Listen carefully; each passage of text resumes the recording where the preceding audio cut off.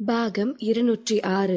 சந்தோஷ் வாய் மூடாமல் தீக்ஷியை புகழ்ந்து கொண்டிருக்க அவனை பார்த்து புன்னகைத்த தீக்ஷி, சார், இப்போ எங்க அக்கவுண்ட அன்லாக் பண்ணுவீங்களா என்று கேட்கவும் ஒரு நொடி கூட யோசிக்காமல், இதோ இப்பவே அன்லாக் பண்றேன் என்றவன் கதவை நோக்கி செல்ல, சந்தோஷ் சார், ஒரு நிமிஷம், இந்த ரவுண்ட்ல யாரு ஜெயிச்சாங்கன்னு தெரிஞ்சுக்கலாமா என்று அவந்திகா சத்தமாக கேட்கவும், அவந்திகா, இதுல என்ன டவுட்? டீம் 2 தான் லீடிங்ல இருக்கீங்க. சஞ்சய் மோகனோட லவ்வர் பத்தின இன்ஃபர்மேஷனை விட வேற என்ன பெரிய நியூஸ் இருந்துட போது என்று அவந்திகாவை பார்த்து வலிய புன்னகைத்து கொண்டே சொன்னான் சந்தோஷ். கதவருகே கோபமே உருவாக நின்று கொண்டிருந்த அனுவை பார்த்த அவந்திகா, சார், நாங்க மட்டும் இந்த ரவுண்ட்ல வின் பண்ணிட்டா அனு தனியா இந்த ஆபீஸ கிளீன் பண்றேன்னு சொல்லியிருந்தாங்க. சோ என்று அவந்திகா முழுதாக சொல்லி முடிக்கும் முன்பே அவந்திகாவை இடைமறித்த சந்தோஷ், அவந்திகா, இதெல்லாம் கேட்கணுமா? இவ்ளோ பெரிய நியூஸ் கொடுத்திருக்கீங்க. சோ இன்னைக்கு ஆபீஸ அனுவே கிளீன் பண்ணட்டும் என்று சொன்னவன் கதவருகே நின்று கொண்டிருந்த அனுவை பார்த்து, அனு, இன்னைக்கு நீங்க ஆபீஸ் கிளீன் பண்ணிருங்க. ஹெல்ப்புக்கு வேணும்னா ரேகா மேடம கூட வச்சுக்கோங்க என்று சொன்னதும் அனுவிற்கு இதயமே நின்றுவிடும் போல் இருந்தது. அனுவிற்கு கிளீன் செய்வது ஒன்றும் புதிதல்ல. நேற்று கூட அனுவும் ரேகாவும் தான் ஆபீஸை கிளீன் செய்தார்கள். ஆனால் அப்போது அனு வாலண்டியராக சென்று அவந்திகாவிடம் சவால் விட்டு மாட்டிக்கொண்டாள். அப்போது கூட தன்னை கிளீன் செய்ய வைத்ததற்காக சந்தோஷிடம் சொல்லி அவந்திகாவை பழி வாங்க வேண்டும் என்று நினைத்திருந்தாள். ஆனால் இப்போது சந்தோஷே ஆபீஸை கிளீன் செய்துவிடு என்று சொல்லும் போது அவள் யாரிடம் சென்று கம்ப்ளைண்ட் செய்ய முடியும்? சந்தோஷ் இந்த ஆபீஸிற்கு வந்ததிலிருந்தே அனு அவனோடு நெருக்கமாக இருக்கிறாள். சந்தோஷை வைத்து அவள் கொஞ்சம் கொஞ்சமாக இந்த ஆபீஸில் உயர்ந்த பதவிக்கு வந்துவிட வேண்டும் என்று நினைத்திருந்தாள். ஆனால் இப்போதுதான் ஆபீஸின் நன்மைக்காக சந்தோஷ் தன்னை தூக்கி போட கூட தயங்க மாட்டான் என்ற உண்மை அவளுக்கு சுர் என்று உரைக்கிறது. முன்பே சிங்கர் கிறிஸ்டின் இன்டர்வியூவிற்காக சந்தோஷ் இப்படித்தான் ஒரே நொடியில் பல்டி அடித்து அந்த ஆக்டர் மோனிகாவிடம் அவளை சிக்க வைத்திருந்தான். அப்போதே அனு சுதாரித்திருக்க வேண்டும். ஆனால் சந்தோஷ் ஏதேதோ சொல்லி அவளை சமாதானப்படுத்தி விட்டான். இப்போது மீண்டும் சந்தோஷின் சுயரூபம் தெரியும் போது அனுவிற்கு தன் தலையில் இடி விழுந்தது போல் இருந்தது. ஆனால் என்ன செய்ய முடியும்? நாய்க்கு வாக்கப்பட்டால் குறைத்துத்தானே ஆக வேண்டும். இதோ மதியம் அனைவரும் லஞ்சிற்கு சென்றுவிட அனுவும் ரேகாவும் நேற்று போலவே இன்றும் ஆபீஸை கிளீன் செய்கிறேன் என்கிற பெயரில் ரணகளப்படுத்திக் கொண்டிருந்தார்கள். இங்கே தீக்ஷியும் அவந்திகாவும் ஒரு வழியாக சஞ்சயின் இஷ்யூ முடிவுக்கு வந்திருந்ததால் இதை செலிப்ரேட் செய்யும் விதமாக ஏதாவது ஹோட்டலுக்கு செல்லலாம் என்று முடிவெடுத்தார்கள். இருவரும் பேசிக்கொண்டே லிப்டில் ஏறி கீழே வர ஆபீஸின் என்ட்ரன்ஸில் சஞ்சயின் கார் தீக்ஷிக்காக காத்து கொண்டிருந்தது.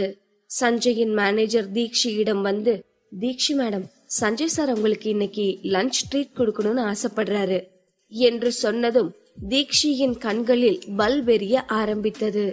சஞ்சய் எங்க? கார்ல இருக்காரா என்று ஆர்வமாக கேட்டவள் வேகமாக காரை நோக்கி சென்றாள். அவந்திகாதான் பரிதாபமாக நின்று கொண்டிருந்தாள்.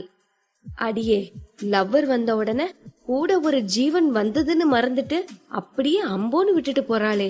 இருடி, நாளைக்கு ஆபீஸ்க்கு வந்துதான் ஆகணும், பாத்துப்போ என்று அவந்திகா முணுமுணுத்துக் கொண்டிருக்க அவந்திகாவின் மைண்ட் வாய்ஸை கேட்ச் செய்தது போல் முன்னே சென்ற தீக்ஷி திரும்பி வந்து, அவந்திகா மேடம், நீங்களும் வாங்க என்று அவள் கையை பிடித்து தன்னோடு அழைத்து சென்றாள். இப்போதுதான் தன்னை தனியாக விட்டு செல்கிறாள் என்று அவந்திகா தீக்ஷியை திட்டிக் கொண்டிருந்தாள். இப்போது தீக்ஷி வந்து அழைக்கவும் அவந்திகாவிற்கு சிரிப்புதான் வந்தது. தீக்ஷியிடமிருந்து தன் கையை விடுவித்துக் கொண்டவள், அம்மா தாயே, நான் எதுக்கு சிவபூஜையில கரடி மாதிரி? உன் ஆளு இன்னையில இருந்து என்ன எனிமையா பாக்குறதுக்கா என்று அவந்திகா விளையாட்டாக சொல்ல, மேடம், நீங்க நினைக்கிற மாதிரி எல்லாம் இல்ல, இது ஜஸ்ட் ஒரு ஹெல்ப் தான் என்று கண்களை சுருக்கி சினுங்கியவளின் தலையை செல்லமாக தட்டிய அவந்திகா, எனக்கு தெரியும் தீக்ஷி, நான் சும்மாதான் சொன்னேன், இன்னைக்குதான் சஞ்சய் உங்க போட்டோ போஸ்ட் போட்டிருக்காரு. சோ கண்டிப்பா ரிப்போர்ட்டர் உங்களை ஃபாலோ பண்ணுவாங்க. இது மாதிரி எல்லாம் நீங்க பப்ளிக்ல அப்பியர் ஆகுறது ரொம்பவே அவசியம். சோ நீ எதையும் யோசிக்காம ஜாலியா போய் உன் ஹீரோ கூட லஞ்சை என்ஜாய் பண்ணு. அவந்திகா சொல்வதும் சரி என்று தோன்ற தீக்ஷி அவளுக்கு பாய் சொல்லிவிட்டு சஞ்சயின் காரில் ஏறி சென்றாள். என்னதான் தீக்ஷிக்கு பாய் சொல்லி சிரித்து கொண்டே அவளை அனுப்பி வைத்தாலும் அவள் சென்ற பிறகு அவந்திகாவிற்கு வெறுமையாக இருந்தது. இன்று மதியம் தீக்ஷியோடு சேர்ந்து கொண்டாடலாம் என்று அவர்கள் திட்டம் வைத்திருக்க, இப்போது தனியாக சாப்பிட வேண்டும் என்று நினைக்கையிலேயே அவந்திகாவிற்கு கடுப்பாக வந்தது. அதற்காக சாப்பிடாமலா இருக்க முடியும்? அவள் வயிறு வேறு பசியில் கத்திக் கொண்டிருந்தது. சரி, ஏதாவது கொடுத்து வயிற்றை ஆஃப் பண்ணலாம் என்று நினைத்தவள் ரெஸ்டாரண்ட் நோக்கி செல்ல சரியாக அவள் போன் அலறியது. அவர்கள் கேமிங் டீம் லீடர் வியன் தான் கால் செய்திருந்தான். அமிர்தா மேடம், நம்ம கேமிங் சென்டரோட ஹவுஸ் ஓனர் வந்திருக்காங்க. அவங்க இந்த வீட்டை சேல்ஸ் பண்ண போறாங்களாம். நம்மள உடனே காலி பண்ண சொல்றாங்க. இந்த வார்த்தைகளை கேட்ட அவந்திகா அதிர்ந்து போனாள். என்னாச்சு? சரி, நான் உடனே அங்க வரேன் என்று சொல்லி போனை வைத்தவளின் மனதில் 1000 கேள்விகள் அட் அ டைமில் கியூ கட்டி நிற்க ஆரம்பித்தன. என்ன பிரச்சனை? இப்பதானே அந்த வீட்டை கேமிங்க்கு ஏத்த மாதிரி ரெடி பண்ணி ட்ரைனிங் ஆரம்பிச்சோம். இன்னும் காம்படிஷனுக்கு 1 மாசம் கூட முழுசா இல்ல. இப்ப வந்து போன்னு சொன்னா எங்க போறது? அப்படியே போனாலும் எப்படி எல்லாம் செட்டப் பண்ணி ட்ரைனிங் ஆரம்பிக்கிறது? ஏன் திடீர்னு காலி பண்ண சொல்றாங்க என்று அவந்திகா அடுக்கடுக்காக யோசித்துக் கொண்டிருக்க, டயர்டான அவளது மூளை, அட கேள்விக்கு பிறந்த கேனையே, நானும் உன் கூட தானே இருக்கேன். என்ன போட்டு எந்த கொடை கொடையறதுக்கு அந்த அரவிந்த் பையனுக்கு போனை போட்டு கேட்க வேண்டியது தானே என்று மூளையின் இந்த புலம்பலை கேட்ட அவந்திகாவின் கை போனை எடுத்து அரவிந்திற்கு டயல் செய்தது. அரவிந்த் காலை அட்டென்ட் செய்தவுடன் அவந்திகா பொரிந்து தள்ள ஆரம்பித்தாள். அரவிந்த், நம்ம கேமிங் சென்டர் இருக்கிற வீடு அது உங்களோடது இல்லையா? அவந்திகாவின் குரலில் இருந்த பதற்றத்தை உணர்ந்தவன், இல்ல அவந்திகா, இந்த இடம் பிராக்டிஸ் பண்றதுக்கு கரெக்டா இருக்கும்னு அத வாடகைக்கு தான் எடுத்திருக்கேன். என்னாச்சு? என்ன பிரச்சனை? அந்த ஹவுஸ் ஓனர் அந்த இடத்த சேல்ஸ் பண்ண போறாங்களாம். அங்க ட்ரைனிங் பண்ணிட்டு இருக்கிற நம்ம பிளேயர்ஸ உடனே கிளம்ப சொல்லிருக்காங்க. காம்படிஷன் வேற கிட்ட வந்துருச்சு. இப்ப நம்ம வெளிய போகணும்னா எங்க போறது? புது இடத்துல போய் பிராக்டிஸ் பண்ணுனா நம்ம பிளேயர்ஸ் டைவர்ட் ஆகிருவாங்க. இப்போ என்ன பண்றது என்று அவந்திகா பரபரப்பாக கேட்க, அரவிந்திற்கும் நடப்பது எதுவும் புரியவில்லை. அவந்திகா, ரிலாக்ஸ் ஆயிரு. நான் அந்த வீட்டை வாடகைக்கு எடுக்கையிலேயே 1 வருஷத்துக்கு அக்ரிமெண்ட் போட்டு தான் எடுத்திருக்கேன். அதோட இந்த 1 வருஷம் முடிஞ்சதும் அந்த வீட்டை நான் வாங்கிக்கிறேன்னு சொல்லிருக்கேன். சோ இது ஏதாவது மிஸ் அண்டர்ஸ்டாண்டிங்கா தான் இருக்கும்.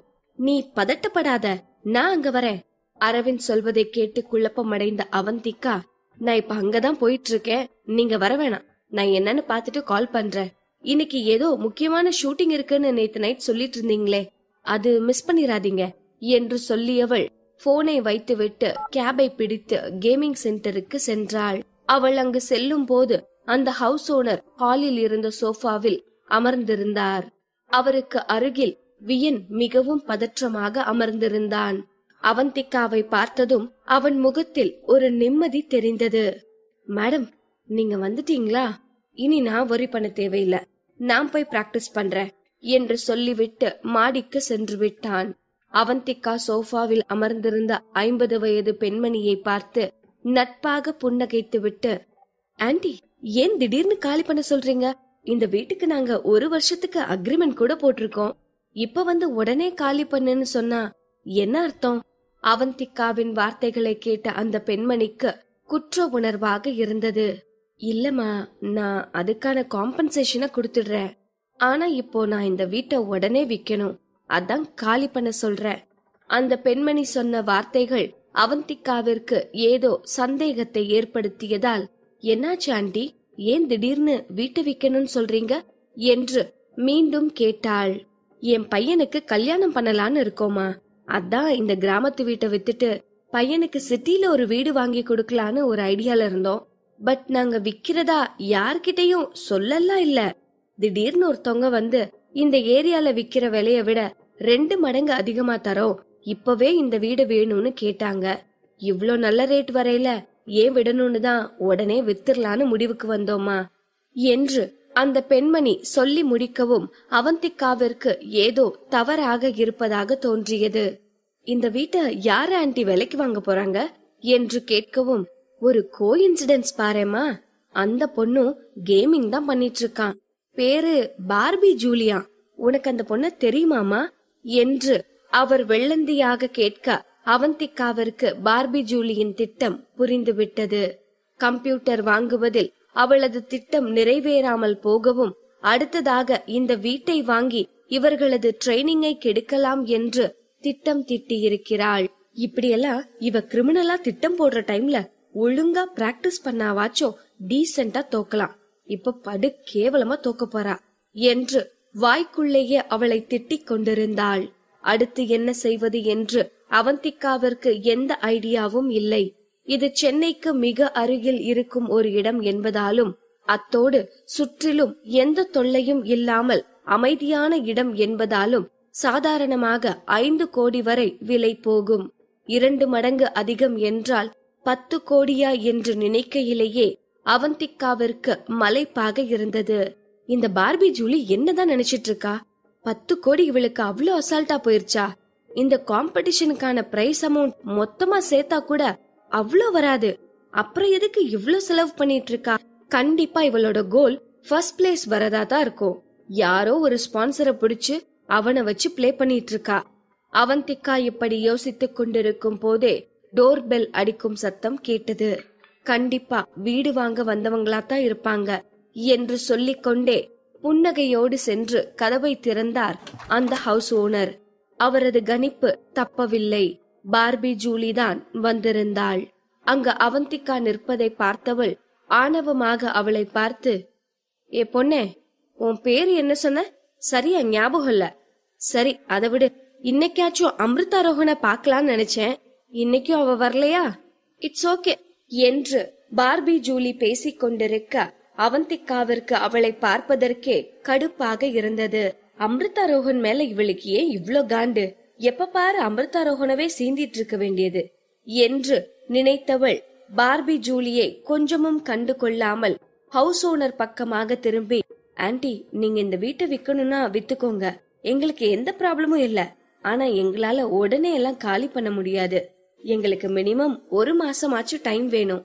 வீட்டை விற்க விடாமல் அக்ரிமெண்டை வைத்து அவந்திகா ஏதாவது பிரச்சனை செய்வாளோ என்று நினைத்து கொண்டிருந்த ஹவுஸ் ஓனருக்கு அவந்திகா சொன்னதை கேட்டு நிம்மதியாக இருந்தது. அவள் ஒன்றும் நியாயம் இல்லாமல் கேட்கவில்லையே. வீட்டை காலி செய்ய 1 மாதமாவது தேவைப்படும் தான்.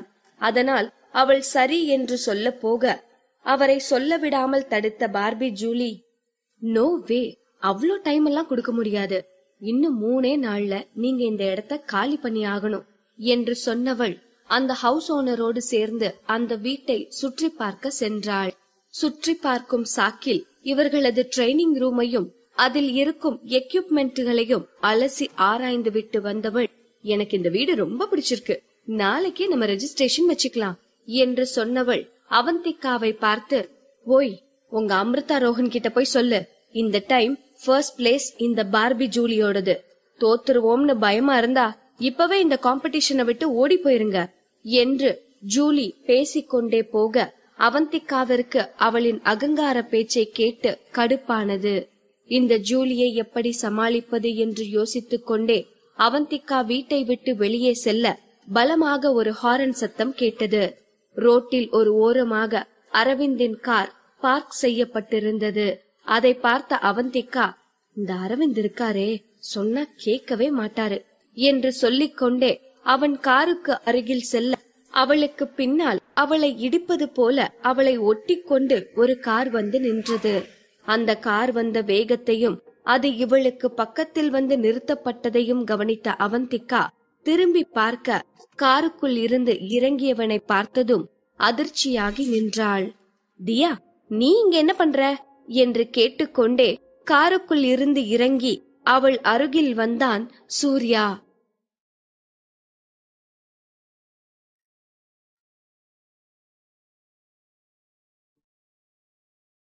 பாகம் 207. பார்பி ஜூலி பேசியதை கேட்டு கடுப்பாக வெளியே வந்த அவந்திகா தனக்காக காரில் காத்திருக்கும் அரவிந்திடம் செல்ல போக அந்த நேரம் அவளை இடிப்பது போல் ஒட்டி கொண்டு வந்து நின்ற காரை கோபமாக பார்த்தாள். இவளை ஆச்சரியப்படுத்தும் விதமாக அந்த காரில் இருந்து இறங்கிய சூர்யா இவளது கைகளை பிடித்து, தியா, நீ இங்க என்ன பண்ற என்றான் வியப்பான குரலில். அவன் கேள்விக்கு பதில் சொல்லாத அவந்திகா, சுகி, நீ இங்க என்ன பண்ற என்று அவனை திருப்பி கேட்டாள். நான் இந்த வீட்டை வாங்கறதுக்காக வந்தேன் என்று நார்மலாக பதிலளித்தான் சூர்யா. அவந்திகாவிற்குத்தான் அதிர்ச்சிக்கு மேல் அதிர்ச்சியாக இருந்தது. சுகி, நீ இந்த வீட்டை வாங்க போறியா? நீ எதுக்கு வீடு வாங்கணும்? அப்படியே வாங்கணும்னாலும் சிட்டில வாங்க வேண்டியதானே, இந்த அவுட்டர்ல வந்து எதுக்கு வாங்கணும்? சிம்பிள் என்று சூர்யா ஏதோ சொல்ல வர அவர்களுக்கு முன்னால் இருந்த காரில் இருந்து பலமாக ஹாரன் அடிக்கும் சத்தம் கேட்டது. சூர்யா காரில் இருந்து இறங்கியதுமே ரியர் வியூ மிரர் வழியாக அரவிந்த் அவனை பார்த்து விட்டான்.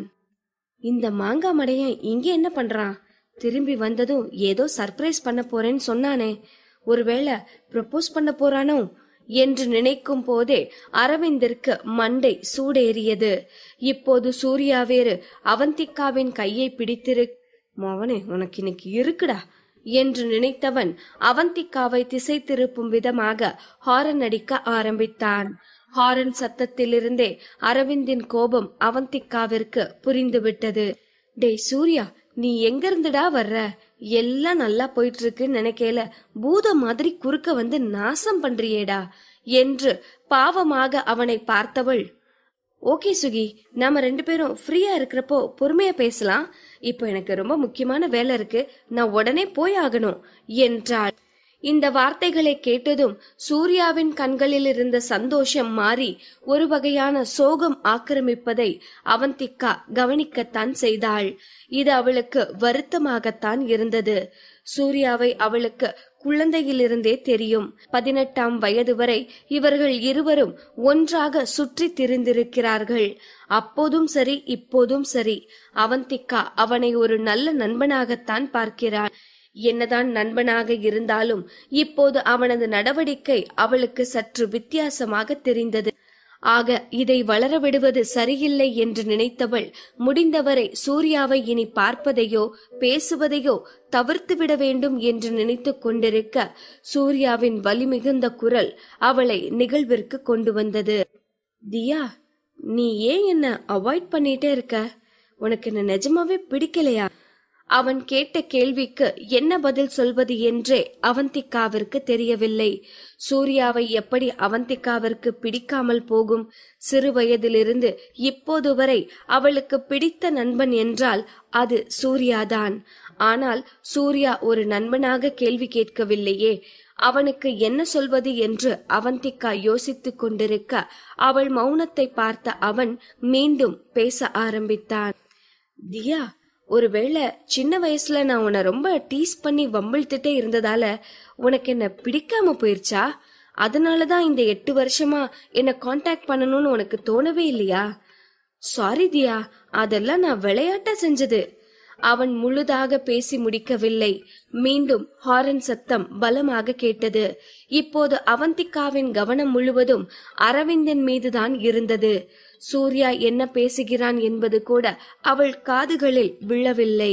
எப்படியாவது அவன் கையில் இருந்து தன் கையை விடுவிக்க நினைத்தவள் வேகமாக தன் கையை இழுத்து, சுகி, சொன்னா புரிஞ்சுக்கோ, எனக்கு ரொம்ப முக்கியமான வேலை இருக்கு, உனக்கு என்கிட்ட எதுனா பேசணும்னா கால் பண்ணு என்று கடுமையான குரலில் சொன்னாள். அதெல்லாம் சூர்யாவிடம் வேலைக்கு ஆகவில்லை. அவன் பிடி இன்னும் இறுகியதை தவிர அவளை விடும் எண்ணமெல்லாம் அவனுக்கு துளியும் இல்லை.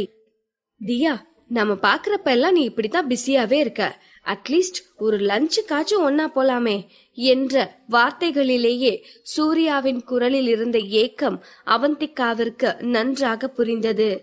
முன்னர் போல் கடுமையாக அல்லாமல் கனிவான குரலில், ஓகே சுகி, கண்டிப்பா போலாம், நாளைக்கு மதியம் லஞ்சுக்கு 2 பேரும் ஒன்னா வெளியே போலாம். அவந்திகா இதை சொல்லும் போதே சூர்யாவின் முகத்தில் புன்னகை தோன்றியது. தியா, நான் அனுப்புன ரோஸ் உனக்கு பிடிச்சிருந்தது தானே? எனக்கு தெரியும், உனக்கு ரெட் ரோஸ்னா ரொம்ப பிடிக்கும்னு.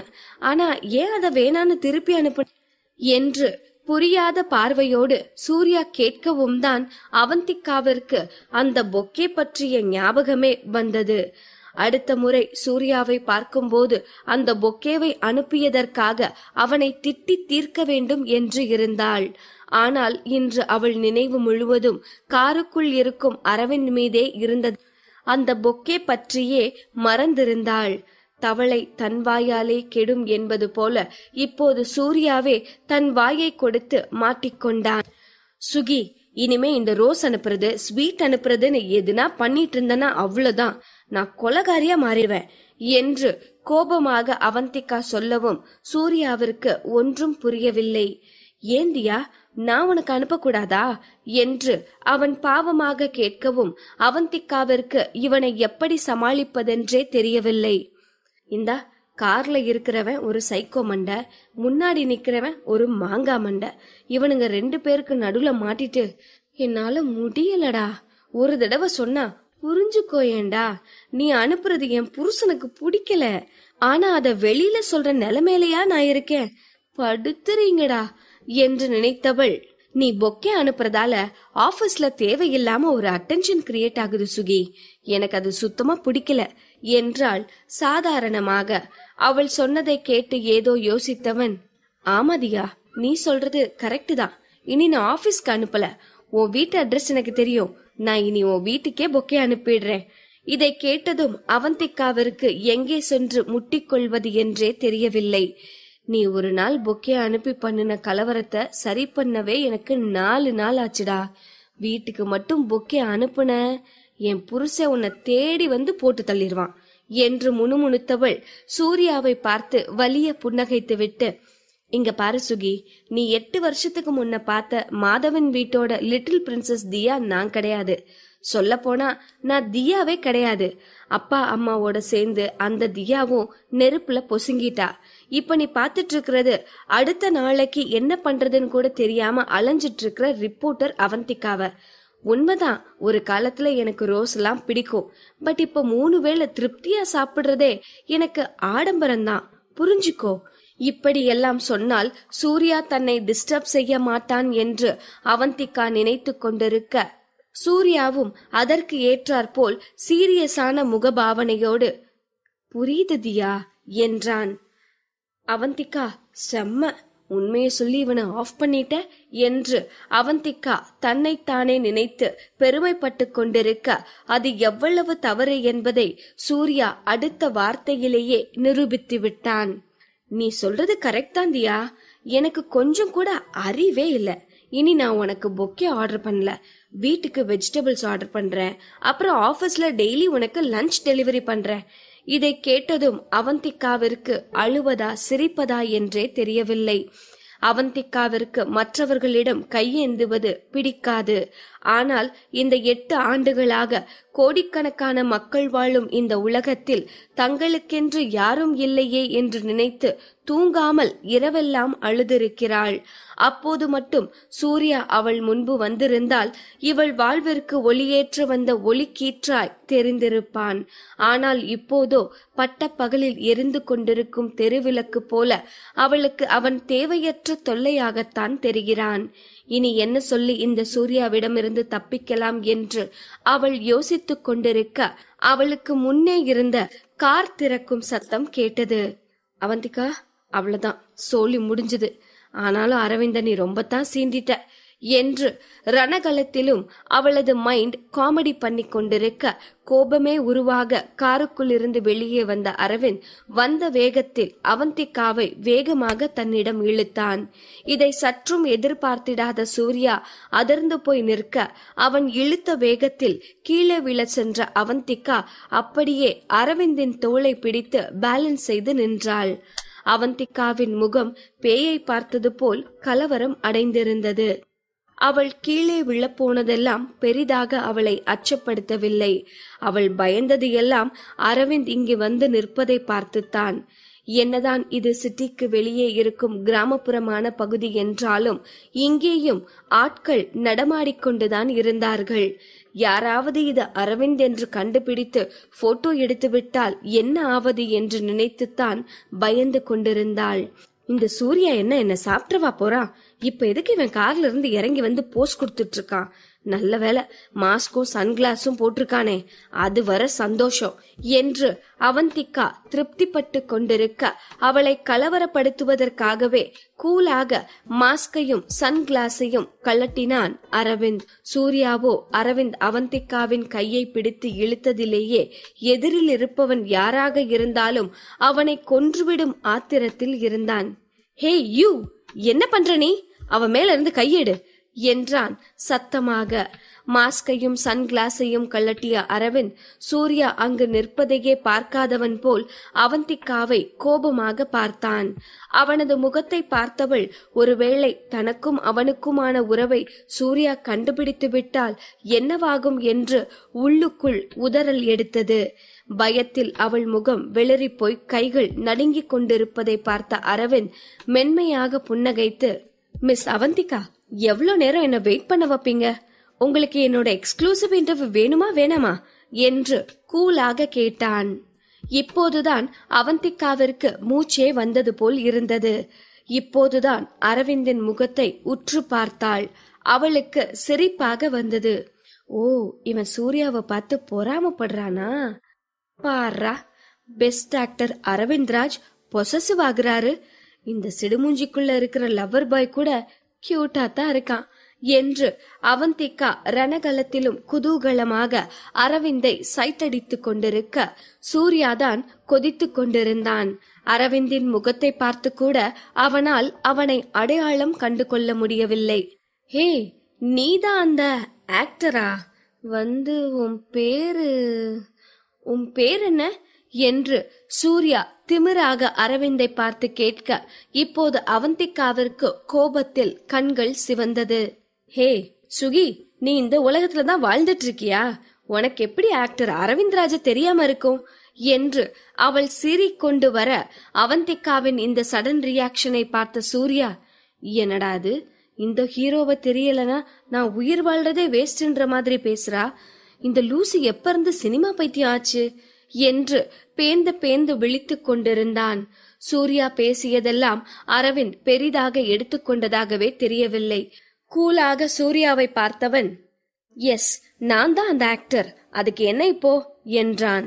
அரவிந்தின் இந்த வார்த்தைகளால் சுய நினைவிற்கு வந்த சூர்யா, நீ யாரா வேணா இருந்துட்டு போ, என்ன அவசரம், நாங்க தான் பேசிட்டு இருக்கோம் தெரியுதுல என்று அதட்டலாக கேட்க, என்னோட டைம் ரொம்ப பிரஷியஸ் என்று முகத்தில் எந்த ரியாக்ஷனையும் காட்டாமல் பதில் அளித்தான் அரவிந்த். இதை கேட்டு முகத்தை சுளித்த சூர்யா, 1 ஹவருக்கு நீ எவ்வளவு சார்ஜ் பண்ற சொல்லு, நான் இப்பவே பே பண்றேன் என்றான்.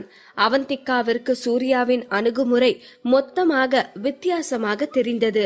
அவன் அவந்திகாவிடம் பேசுகையில் அன்பாகவும் கெஞ்சலோடும் பேசிக்கொண்டிருந்தான். அதே அரவிந்தோடு பேசும்போது அவன் வார்த்தைகளில் அவ்வளவு அலட்சியமும் திமிரும் தெரிந்தது. அதேபோல் அரவிந்தின் பார்வையையும் அவந்திகா பார்க்கையில் கனிவாகவும் அன்பாகவும் இருந்தது.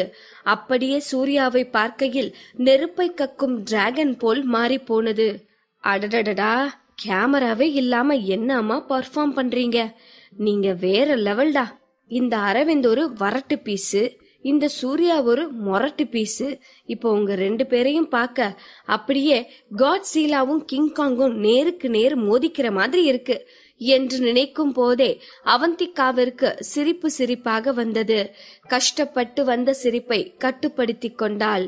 சூர்யாவை நேருக்கு நேர் பார்த்த அரவிந்த், உன்னால என்னோட டைமை திரும்ப கொடுக்க முடியாது என்று சொல்லிவிட்டு அதற்கு மேல் எதுவும் பேசாமல் அவந்திகாவை கூட்டிக் கொண்டு, இல்லை கிட்டத்தட்ட இழுத்து கொண்டு காருக்கு சென்றான். இதை யாராவது பார்த்திருந்தால் அரவிந்தை பக்கா வில்லன் என்று சொல்லியிருப்பார்கள்.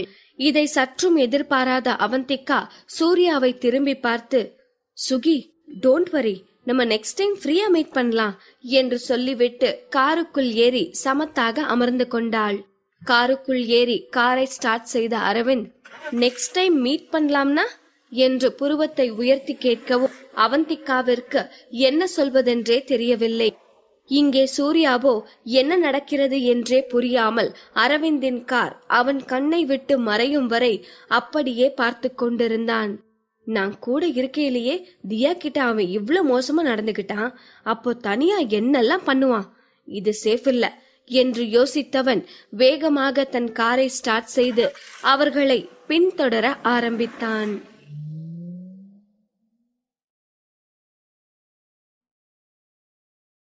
பாகம் 208. அரவிந்த் காருக்குள் ஏறியதும் திரும்ப மீட் பண்ணலானா என்று புருவம் உயர்த்தி கேட்கவும் என்ன சொல்வது என்று தெரியாமல் விழித்த அவந்திகா அவன் முகத்தை உற்று பார்த்துவிட்டு சிரிக்க ஆரம்பித்தாள். சூர்யா மீது அவன் பொறாமைப்படுகிறான் என்பது தெளிவாக தெரிந்தது. என்னதான் அவன் தன்னை டெரராக காட்டிக்கொண்டாலும் அவந்திகாவிற்கு என்னவோ அநியாயத்திற்கு கியூட்டாக தெரிந்தான். சிரித்து முடித்தவள், அரவிந்த் அந்த ஹவுஸ் ஓனர் என்று ஏதோ பேச ஆரம்பிக்க அரவிந்த் அதையெல்லாம் கண்டு கொள்ளாமல் திரும்ப மீட் பண்ணலாம்னா எப்போ என்று மீண்டும் சூர்யாவின் மேட்டருக்கு வந்தான். இந்த முறை அவந்திகா சிரிக்கவில்லை. அவனை கூர்ந்து பார்த்தவள், அரவிந்த் நீங்க ஒன்னு ஒரி பண்ணாதீங்க, எப்பவுமே அவன் என்கிட்ட க்ளோஸ் ஆக விட மாட்டேன் என்றாள் தீர்மானமாக. அவந்திகாவின் முகத்தில் தெரிந்த மாற்றம் ஏதோ புதிராக தெரிய, ஏன் என்று குழப்பத்தோடு கேட்டான் அரவிந்த். எனக்கு வேணா, ஏன்னா திரும்ப பழசெல்லாம் என்று ஏதோ சொல்ல வந்தவள் அதற்கு மேல் எதுவும் பேசாமல் மௌனமானாள். அவந்திகா என்ன சொல்ல வருகிறாள் என்பதை கேட்பதற்காக அரவிந்த் எதுவும் பேசாமல் பொறுமையாக காத்திருந்தான். அவள் சொல்ல வருவதை கேட்க ஆவலாக காத்திருக்கும் அரவிந்தை பார்த்தவள், அது இப்போதைக்கு என்னோட பாஸ்ட பத்தி நான் பேச விரும்பல என்று சொன்னவள் வேறு பக்கமாக திரும்பிக் கொண்டாள். அவளின் செய்கை அரவிந்திற்கு ஒரு மாதிரியாக இருந்தது.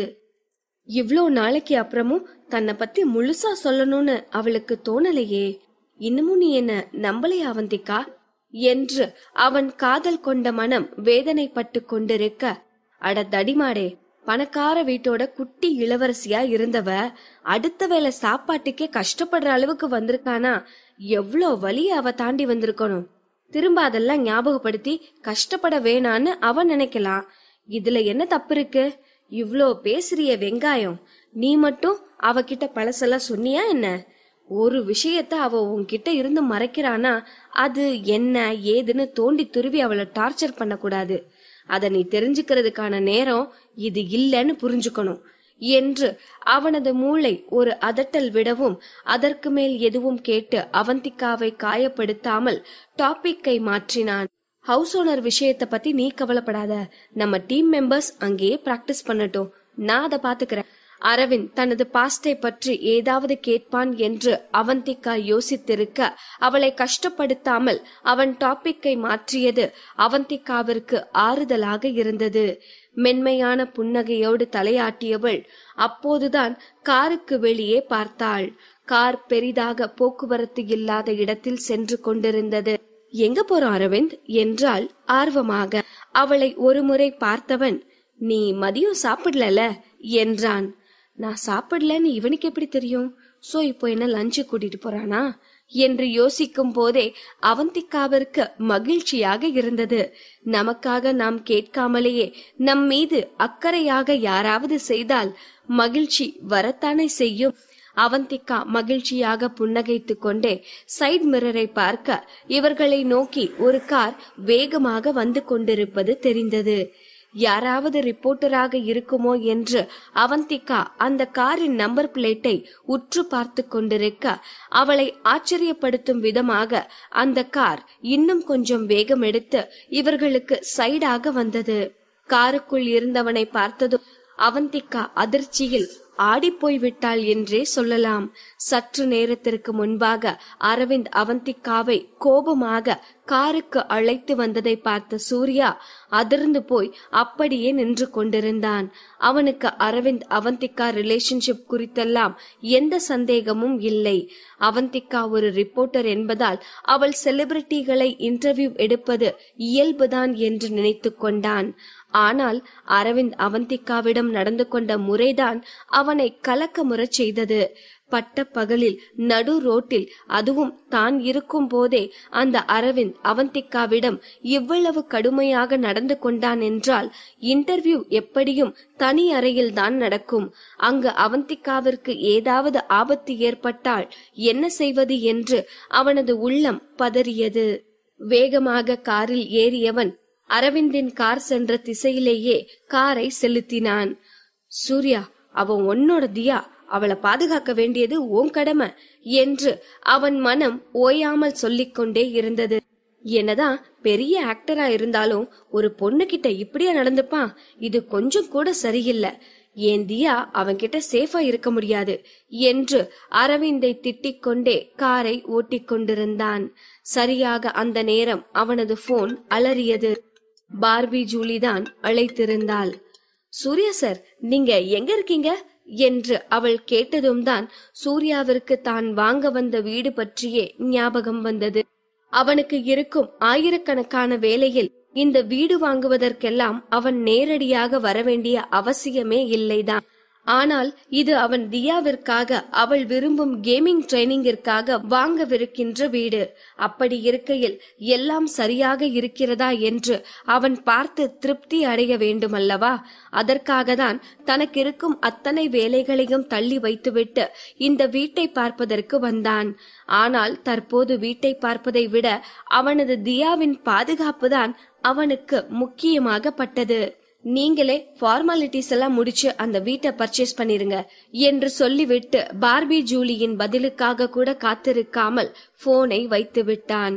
அதற்கு பிறகுதான் ஜெட் வேகத்தில் காரை ஓட்டி வந்து இப்போது அவந்திகாவிற்கு ஷாக் கொடுத்து கொண்டிருக்கிறான். அவந்திகா கேட்ட கேள்விக்கு பதில் சொல்லாமல், நீங்க 2 பேரும் எங்க போறீங்க என்று கேட்டான். நாங்க ரெஸ்டாரண்ட்டுக்கு லஞ்ச் சாப்பிட போறோம் என்று அவந்திகா சொல்லவும், எஸ் நானும் லஞ்ச் சாப்பிடத்தான் வந்தேன் என்றான்.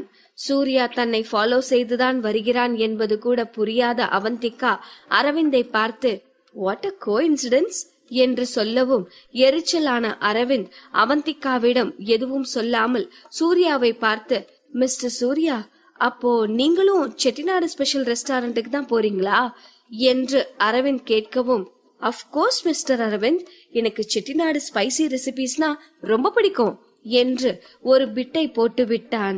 உண்மையில் சூர்யாவிற்கு இந்த ஊர் புதிது. இங்கு என்ன ரெஸ்டாரண்ட் இருக்கிறது, அதற்கு எப்படி செல்ல வேண்டும் என்பதெல்லாம் அவனுக்கு தெரியாது. அவனுக்கு தெரிந்ததெல்லாம் இப்போது அவன் அவனது தியாவிற்கு பாடிகார்டாக இருந்து அவளை பாதுகாக்க வேண்டும், அவ்வளவுதான். சூர்யாவின் பதிலை கேட்ட அரவிந்த் உதட்டை சுளித்து, அச்சோ, அப்ப 2 பேரும் வேற வேற வழியில தான் போகணும். நீங்க இதுக்கு அடுத்து வர்ற ஹைவேல ரைட் சைட் போகணும் மிஸ்டர் சூர்யா. இதை கேட்ட சூர்யாவிற்கு இப்போதுதான் அரவிந்தின் ட்ராப் புரிந்தது. அப்புறம் ஏண்டா நீங்களும்னு கேட்ட? பட் நீ இந்த சூர்யாவை ரொம்பவே அண்டர் எஸ்டிமேட் பண்ணிட்ட. சூர்யாவா கொக்கா என்று நினைத்தவன், என்ன பண்றது மிஸ்டர் அரவிந்த், எனக்கு ஸ்பைசி ஃபுட்னா ரொம்ப பிடிக்கும். பட் அது நம்ம உடம்புக்கு ஒத்துக்க மாட்டேங்குதே. சோ இப்பெல்லாம் நான் ஸ்பைசி ஃபுட்டே சாப்பிடுறது இல்ல. அப்படி இருக்கல செட்டிநாடு ரெஸ்டாரண்ட் போய் என்ன பண்ண போறேன்? நானும் உங்க கூடவே லஞ்சுக்கு ஜாயின் பண்ணிக்கிறேன் என்று சொல்லிவிட்டு, யாருகிட்ட என்பது போல் கெத்தாக தோள்களை குலுக்கினான். இவன் இப்படி ஏதாவது சொல்வான் என்று அரவிந்த் முன்னரே எதிர்பார்த்திருந்தான். அடடா, திரும்பவும் பாருங்களேன் மிஸ்டர் சூர்யா, நாங்க ஹோட்டல் சாணக்கியாக்கு போறோம். அங்க செட்டிநாடு ரெசிபிஸ விட காரம் ஜாஸ்தி இருக்குமே. அப்புறம் எப்படி நீங்க எங்க கூட ஜாயின் பண்ண முடியும் என்று சொன்ன அரவிந்த், நீ படிச்ச ஸ்கூல்ல நான் ஹெட் மாஸ்டர்டா என்று வாய்க்குள்ளேயே முனகிக் கொண்டான். உங்க கூட நான் லஞ்சுக்கு வர மாட்டேன்னு நீங்க ஒன்னும் ஃபீல் பண்ணாதீங்க மிஸ்டர் அரவிந்த். தினமும் ஸ்பைசி ஃபுட் சாப்பிட்டாதான் டேஞ்சர். இன்னைக்கு ஒரு நாள் சாப்பிட்டா ஒன்னும் தப்பில்ல என்று சொன்ன சூர்யா, நீ ஹெட் மாஸ்டர்னா நான் கிராண்ட் மாஸ்டர்டா என்பது போல் ஒரு லுக்கு விட அரவிந்த் மீண்டும் ஏதோ பேச ஆரம்பித்தான். போதும், ஸ்டாப் இட் இங்க என்ன நீயா நானா ஷூட்டிங்கா நடந்துட்டு இருக்கு? மாத்தி மாத்தி பேசிட்டு இருக்கீங்க. 2 பேரும் ரோட்ட பார்த்து காரை ஓட்டுங்க என்று பொறுமை இழந்து அவந்திகா பேசவும் தான் இருவரும் அமைதியானார்கள். அப்போதும் கூட நீயா நானான்னு பாத்துருவோம்டா என்பது போல்தான் இருவரது பார்வையும் இருந்தது. அடுத்த 5 நிமிடத்தில் ஒன்றன் பின் ஒன்றாக 2 கார்களும் அந்த ரெஸ்டாரண்டிற்குள் நுழைந்தது. காரில் இருந்து இறங்கிய அவந்திகா சூர்யாவிடம் சென்று, சுகி புரிஞ்சுக்கோ, நாங்க அபிஷியலா வந்திருக்கோம். நீ கூட இருந்தா டிஸ்டர்பன்ஸா இருக்கும். சோ நீ எங்க கூட வரவேணாம் என்று நேரடியாகவே சொல்லிவிட்டாள். ஆனாலும் சூர்யா அவந்திகாவை அரவிந்தோடு தனியாக விட்டு செல்வதாக இல்லை. பரவாயில்ல தியா, நீங்க 2 பேரும் உங்க பிசினஸ் பாருங்க, நான் என் லஞ்ச் பாக்குறேன் என்றான். இவ்வளவு நேரடியாக சொல்லியே சூர்யா கேட்காத போது சரி என்று தலையாட்டுவதை தவிர அடுத்து என்ன சொல்வது என்றே அவந்திகாவிற்கு தெரியவில்லை. அது விஐபிக்களுக்கான ரெஸ்டாரண்ட் என்பதால் விஐபி கார்டு வைத்திருப்பவர்களைத்தான் உள்ளே அனுமதித்தார்கள். முதலாவதாக காரை பார்க் செய்த அரவிந்த் காரில் இருந்து இறங்கி அவந்திகாவோடு ரெஸ்டாரண்டிற்குள் சென்றுவிட அவர்களுக்கு பின்னே வந்த சூர்யாவை செக்யூரிட்டி ஆபீசர் உள்ளே விடாமல் தடுத்து நிறுத்தினார். நானும் அவங்க கூட தான் வந்தேன், தியா இவங்க கிட்ட சொல்லு என்று சூர்யா கத்திக் கொண்டிருக்க அவந்திகாவிற்கு சூர்யாவை அப்படியே விட்டு செல்வதில் மனம் இல்லாமல் திரும்பி அந்த செக்யூரிட்டியிடம் ஏதோ சொல்ல வர அரவிந்த் அவளை சொல்ல விடாமல் அதிகார தோரணையில் அவள் கையை பிடித்து தன் புறம் இழுக்கவும் அவந்திகாவால் ஒன்றும் செய்ய முடியவில்லை. பாவமாக சூர்யாவை பார்த்தவள் சத்தம் வராமல் சாரி சுகி என்று சொல்லிவிட்டு அரவிந்தோடு நடக்க ஆரம்பித்தாள்.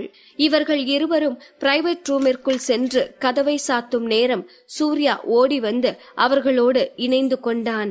ஆச்சரியமாக அவனை பார்த்த அவந்திகா, சுகி நீ எப்படி வந்த என்று கேட்கவும் ஸ்டைலாக முடியை கோதியவன் மூச்சு வாங்கி கொண்டே, சோ சிம்பிள், சென்னையில எனக்கு ஒரு புது ஃப்ரெண்ட் கிடைச்சிருக்கான், அவனும் பெரிய செலிபிரிட்டி தான், அவனுக்கு போன் பண்ணி உடனே ஒரு ஃப்ரீ பெய்டு விஐபி கார்டு வாங்கிட்டேன் என்றான். இதை கேட்ட அவந்திகா வாயடைத்து போனாள். அவளுக்கு தெரியும் இந்த ஹோட்டலில் விஐபி கார்டு வாங்குவது அவ்வளவு சுலபமில்லை என்று. அப்படி இருக்க 2 நிமிடத்தில் சூர்யாவால் விஐபி கார்டு வாங்க முடிந்ததென்றால் அவன் பவரை நினைத்து கொஞ்சம் மிரண்டுதான் போனாள். இவனை எப்படியாவது கலட்டிவிட வேண்டும் என்று நினைத்துத்தான் அரவிந்த் இந்த ஹோட்டலுக்கு வந்தான். அப்படி இருந்தும் சூர்யா அசால்ட்டாக உள்ளே வந்து அரவிந்திற்கு அருகே இருந்த சோஃபாவில் அமர்ந்துவிட அரவிந்திற்கு கடுப்பாக இருந்தது. நீ நார்மலா சொன்னா கேட்க மாட்ட, அப்படித்தானே?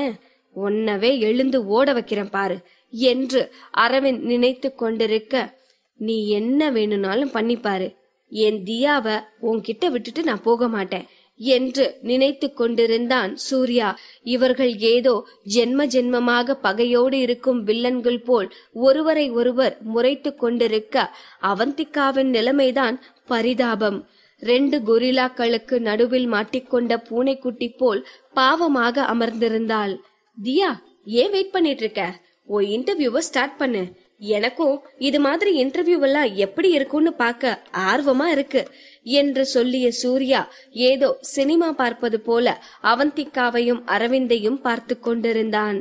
அவந்திகா அடுத்து என்ன செய்வது என்று தெரியாமல் இருவரையும் மாறி மாறி பார்த்து கொண்டிருந்தாள். 3 பேருமே 1 நிமிடம் எதுவும் பேசாமல் ஒருவரை ஒருவர் பார்த்து கொண்டிருக்க, அட என்னப்பா நீங்க ரோல் கேமரா ஆக்ஷன் சொன்னாதான் ஸ்டார்ட் பண்ணுவீங்களா?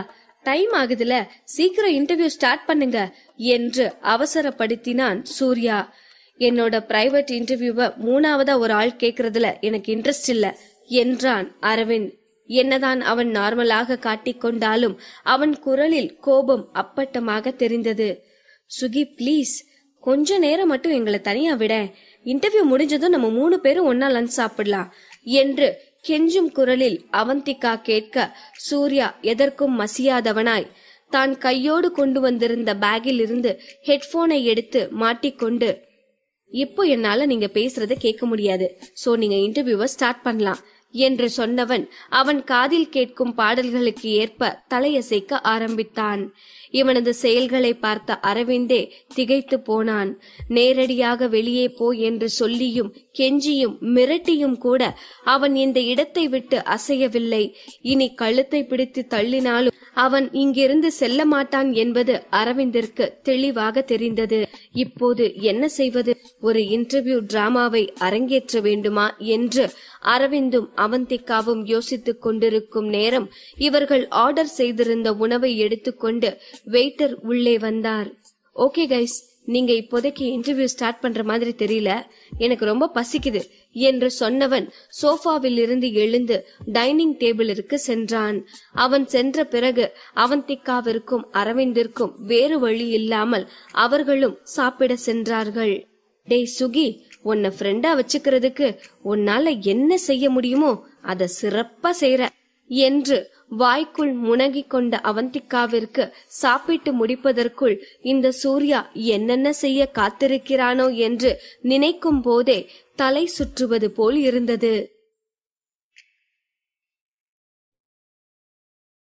பாகம் 209. இந்த சூர்யாவை எப்படி இங்கிருந்து அனுப்பலாம் என்று அவந்திகாவும் அரவிந்தும் யோசித்துக் கொண்டிருக்க அவன் ஆளுக்கு முன்பாக டைனிங் டேபிளில் சென்று அமர்ந்து இவர்களையும் சாப்பிட அழைத்து கொண்டிருந்தான்.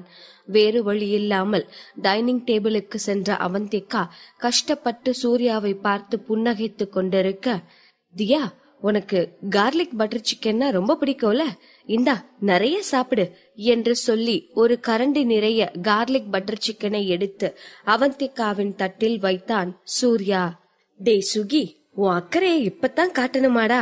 என் பக்கத்துல உட்கார்ந்திருக்கான் பாரு, அவன் பார்த்தாவே போதும் கார்லிக் சிக்கன் கருகுன சிக்கனா மாறிடும் என்று நொந்து கொண்டவள் சூர்யா எடுத்து வைத்த சிக்கனை பிளேட்டின் ஒரு ஓரமாக தள்ளிவிட்டு, சுகி, இப்பெல்லாம் எனக்கு கார்லிக் சிக்கன் பிடிக்கிறது இல்ல, நான் அதை சாப்பிடுறதவே நிறுத்திட்டேன். அவளை வியப்போடு பார்த்தவன், ஓ, அப்ப உனக்கு இப்ப என்ன பிடிக்கும் என்று கேட்டான். அது வந்து எனக்கு இப்ப எதுவும் பிடிக்காது. என்னது, எதுவும் பிடிக்காதா? இப்போ தெரியுது நீ ஏன் இப்படி ஒல்லி ஆயிட்டேன்னு. 8 வருஷத்துக்கு முன்ன கொலு கொலுன்னு நீ எவ்வளவு அழகா இருப்ப தெரியுமா?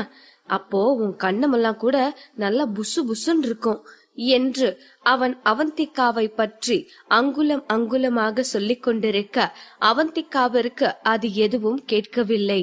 பயந்து கொண்டே அரவிந்தை பார்த்தாள். அவள் நினைத்தது போலவே அரவிந்த் மௌனமாக கொதித்துக் கொண்டிருந்தான்.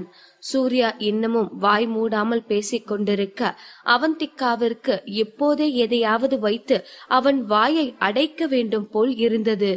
ஐயோ சுகி, நீ எனக்கு ஃப்ரீயா சவக்குழி தோண்டிட்டு இருக்க, பிளீஸ் உன் வாய கொஞ்சம் மூட என்று அவள் கண்களால் கெஞ்சிக் கொண்டிருந்தாள். அதற்கு மேலும் சூர்யா பேசுவதை கேட்க முடியாத அரவிந்த், நான் வாஷ்ரூம் போயிட்டு வரேன் என்று சொல்லிவிட்டு வெளியே சென்றான். அப்பாடா என்று நிம்மதி பெருமூச்சு விட்ட அவந்திகா அரவிந்த் இல்லாத நேரம் ஏதாவது சொல்லி சூர்யாவை ஆஃப் செய்ய வேண்டும் என்று நினைத்து கொண்டிருக்க, ப்ரோ ஒரு நிமிஷம் நானும் வரேன் என்று சூர்யாவும் எழுந்து அரவிந்தோடு சென்றான். இந்த ட்விஸ்டை எதிர்பார்க்காத அவந்திகா, இங்க என்னடா நடக்குது என்ற ரீதியில் அவனையே பார்த்து கொண்டிருந்தாள். ஆனால் அரவிந்த் இதை எதிர்பார்த்துதான் இருந்தான். அவன் நினைத்தது போலவே அரவிந்தோடு வாஷ்ரூமிற்குள் நுழைந்த சூர்யா, அரவிந்த் உங்ககிட்ட கொஞ்சம் பேசணும் என்றான். அரவிந்த் புருவம் உயர்த்தி என்ன என்பது போல் அவனை பார்க்க, நீங்க கொஞ்சம் சீக்கிரம் சாப்பிட்டுட்டு கிளம்புறதுல உங்களுக்கு எந்த பிரச்சனையும் இருக்காதுன்னு நினைக்கிறேன். பிகாஸ் நீங்க இருக்கிறதுனால நான் அவந்திகாவோட சரியா பேச முடியல. உங்க முன்ன அவ அன்கம்ஃபர்டபிளா ஃபீல் பண்றா. நீங்க கிளம்பிட்டீங்கன்னா நாங்க கொஞ்சம் கூலா டைம் ஸ்பெண்ட் பண்ணுவோம். சூர்யா பேச பேச அரவிந்தின் பொறுமை கொஞ்சம் கொஞ்சமாக பறந்து கொண்டே இருந்தது. இன்னும் ஒரு நொடி இங்கு இருந்தால் கூட கட்டுப்பாட்டை இழந்து சூர்யாவை நைய புடைத்து விடும் நிலையில் இருந்த அரவிந்த் சூர்யாவிற்கு எந்த பதிலும் சொல்லாமல் அங்கிருந்து வெளியே செல்ல திரும்பினான். அவனுக்கு முன்னால் ஒரு எச்சரிக்கை பலகை வைக்கப்பட்டிருந்தது. குனிந்து கீழே பார்த்தான். புளோரில் ஏதோ கொட்டப்பட்டிருந்தது. அதை கிளீன் செய்வதற்காக கிளீனிங் லிக்விட் ஊற்றியிருந்தார்கள். அதை பார்க்காமல் யாரும் வந்து கீழே விழுந்துவிடக் கூடாது என்பதற்காகத்தான் அந்த எச்சரிக்கை பலகையை அங்கே வைத்திருந்தார்கள்.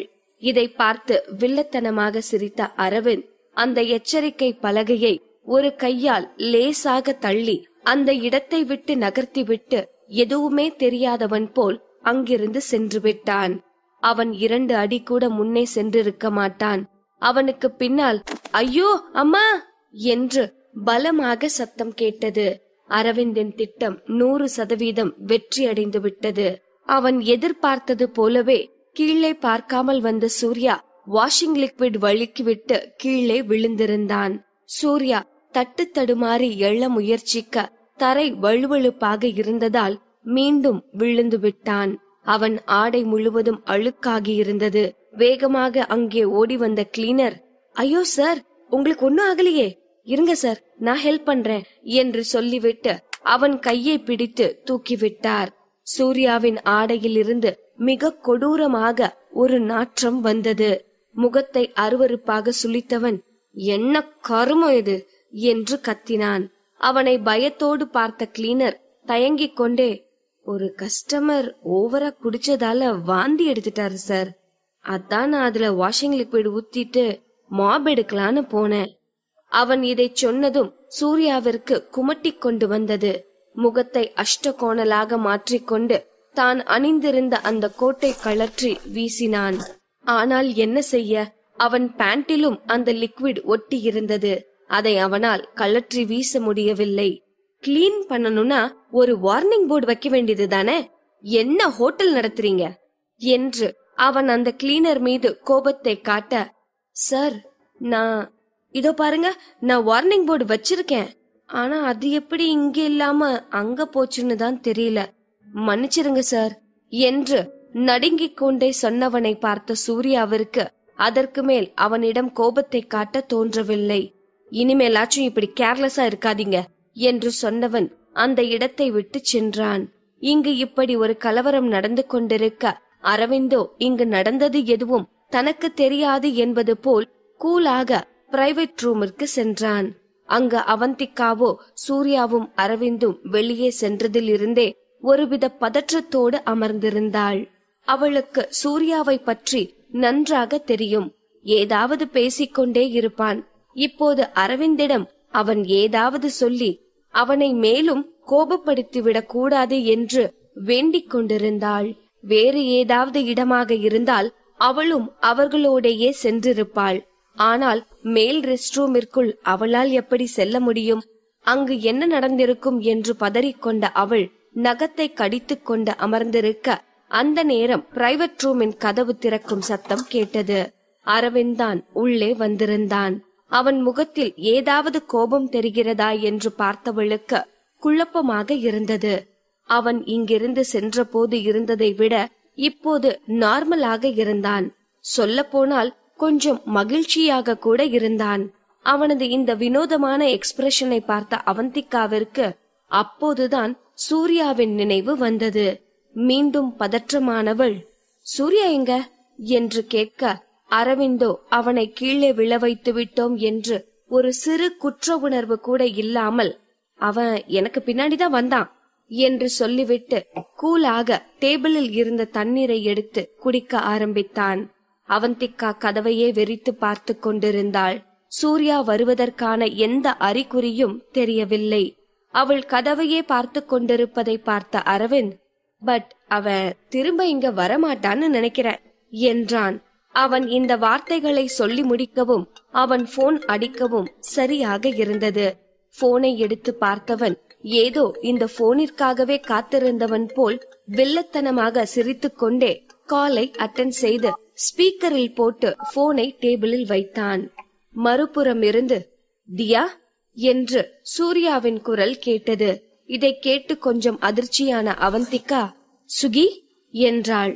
தியா, எனக்கு இப்பதான் ஞாபகத்துக்கு வந்துச்சு, எனக்கு ஒரு முக்கியமான மீட்டிங் இருக்கு, நான் கண்டிப்பா அட்டெண்ட் பண்ணியே ஆகணும். சோ நான் இப்பவே கிளம்புறேன். பட் நம்ம பிளான் பண்ண மாதிரி நாளைக்கு லஞ்சுக்கு வெளியே போலாம். என்ன சொல்றான் இவன், நல்லா தானே இருந்தான் என்று புரியாமல் யோசித்த அவந்திகா அமைதியாக இருந்த அரவிந்தன் முகத்தை பார்த்தாள். அவன் முகத்தை பார்த்ததும் கொஞ்சம் பதறி போனவளாய், சுகி, உனக்கு என்னாச்சு?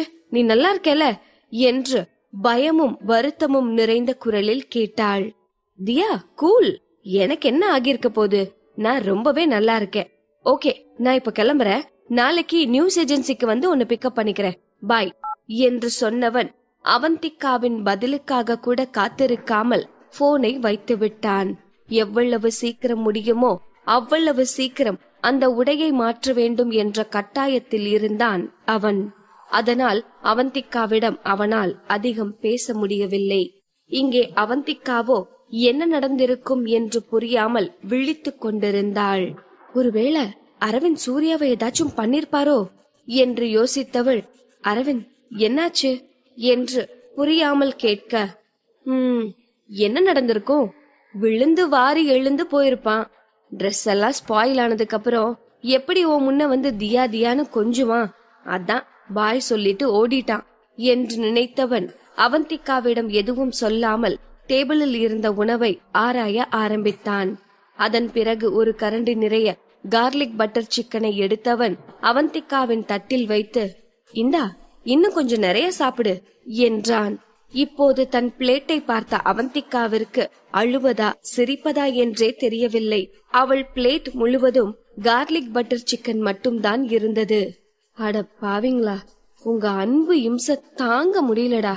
என்னதான் பிடிக்கும்னாலும் ஒரு பிளேட் நிறைய சிக்கனவே எப்படிடா சாப்பிட முடியும் என்று நினைத்தவள் அரவிந்தை பார்க்க அவன் இன்னும் கொஞ்சம் சிக்கன் பீஸை எடுத்து அவந்திகாவின் தட்டில் வைத்திருந்தான். அவந்திகாவிற்கு தெரியும், சூர்யாவை சமாளிப்பது அவ்வளவு சாதாரண விஷயம் கிடையாது. சற்று நேரத்திற்கு முன்பு அவள் மிரட்டலுக்கு கெஞ்சலுக்கு என்று எதற்கும் அசராமல் இங்கிருந்து நகரவே முடியாது என்று அடம் பிடித்துக் கொண்டிருந்தான். அப்படி இருக்க அரவிந்த் எப்படி சூர்யாவை டீல் செய்திருப்பான் என்று தெரிந்து கொள்ள அவளுக்கு ஆர்வமாக இருந்தது. ஆனால் அரவிந்தோ இவள் கேள்விகளுக்கெல்லாம் பதில் சொல்பவன் போல் தெரியவில்லை. சாப்பிடுவதே முதன்மை வேலையாக சாப்பிட்டுக் கொண்டிருந்தான். சுத்தம், இவன் கிட்ட என்ன கேட்டாலும் ஒன்னும் வேலைக்கு ஆகாது. நீ ஏன் அவந்தி தேவையில்லாம உன் எனர்ஜியை வேஸ்ட் பண்ணணும்? எப்படியோ ஒரு தொல்லை ஒழிஞ்சது, அதுவரை சந்தோஷம் என்று நினைத்தவள் சமத்து பொன்னாக சாப்பிட ஆரம்பித்தாள். சாப்பிட்டு முடிக்கும் வரை இருவரும் ஒரு வார்த்தை கூட பேசவில்லை. ஆனால் அரவிந்தோ அவளை கவனித்துக் கொள்கிறேன் என்ற பெயரில் அவள் தட்டில் சிக்கனாக நிரப்பி அவளை படுத்திக் கொண்டிருந்தான். அவர்கள் சாப்பிட்டு முடித்து வெளியே வரும்போது மதியம் 3 மணி ஆகியிருந்தது. அவந்திகா, நீ திரும்பவும் ஆபீஸ் போகணுமா என்று அரவிந்த் கேட்கவும், இல்ல அரவிந்த், ஏற்கனவே ரொம்ப லேட் ஆகிருச்சு. இங்க இருந்து ஆபீஸ்க்கு போகவே 1 மணி நேரம் ஆகிரும். அப்புறம் 1 மணி நேரத்திலே கிளம்புற டைம் வந்துரும். சோ ஆபீஸ்க்கு போகல, வீட்டுக்கு தான் போகணும். அதற்கு பிறகு இருவரும் காரில் ஏறி அங்கிருந்து கிளம்பினார்கள். அரவிந்த் அமைதியாக கார் ஓட்டிக் கொண்டிருக்க, அரவிந்த், இப்ப நம்ம வீட்டுக்கு தானே போறோம் என்றாள் அவந்திகா. இல்ல, நம்ம வீட்டுக்கு போகல என்று சொல்லி 1 நிமிடம் அமைதியானவன், இப்ப நம்ம படம் பார்க்க போறோம் என்றான். என்னது, நம்ம படம் பார்க்க போறோமா என்று கேட்டு அதிர்ந்து போனாள். அவந்திகா கடைசியாக எப்போது படம் பார்த்தாள் என்று அவளால் ஞாபகப்படுத்தி பார்க்க முடியவில்லை. ஆனால் சட்டென்று 8 வருடங்களுக்கு முன்பான நினைவுகள் அவள் மூளையில் வட்டமிட ஆரம்பித்தது. அப்போது அவள் ஹையர் செகண்டரி ஸ்கூலில் படித்துக் கொண்டிருந்தாள். அவந்திகா எக்ஸ்ட்ரா கரிக்குலர் ஆக்டிவிட்டீஸ்களில் அதிகம் ஈடுபாடு கொண்டவள் என்பதால் அந்த ஸ்கூல் முழுவதுமே பாப்புலராக இருந்தாள். அத்தோடு பதின்ம பருவத்தில் அவந்திகா போன்ற அழகிகளுக்கு லவ் லெட்டர் வரவில்லை என்றால்தான் ஆச்சரியம். கிட்டத்தட்ட தினமும் அவளுக்கு யாராவது லவ் லெட்டர் கொடுக்கும் அளவிற்கு அந்த பள்ளியில் ஹீரோயினாக வலம் வந்து கொண்டிருந்தாள் அவந்திகா. அப்போது ஒரு நாள் அவள் ஆன்லைனில் ராஜனோடு கேம் விளையாடி கொண்டிருக்கும் போது அவளுக்கு ஒரு போன் கால் வந்தது. அவளோடு படிக்கும் ஒரு மாணவன் தான் கால் செய்திருந்தான். அவந்திகா, நம்ம இந்த சனிக்கிழமை மூவிக்கு போலாமா என்று கேட்டான். இப்போது அந்த பையன் யார் என்பது அவந்திகாவிற்கு நினைவில்லை. ஆனால் அப்போது இப்படி தனியாக ஒரு பையனோடு சென்று சினிமா பார்க்க வேண்டும் என்று அவந்திகாவிற்கு ஆர்வமாக இருந்தது. அதுவும் இல்லாமல் அவள் எப்போதும் தன் குடும்பத்தினரோடுதான் படத்திற்கு சென்றிருக்கிறாள். தன் தோழிகளோடு கூட தியேட்டருக்கு சென்றது இல்லை. அதனால் அந்த பையனிடம் வேண்டாம் என்று சொல்லாமல், நான் யோசிச்சு நாளைக்கு சொல்றேன். ஆமா, எத்தனை மணிக்கு படம் ஸ்டார்ட் ஆகும் என்றாள். அந்த பக்கம் இருந்து மதியம் 12 மணி என்று பதில் வந்தது.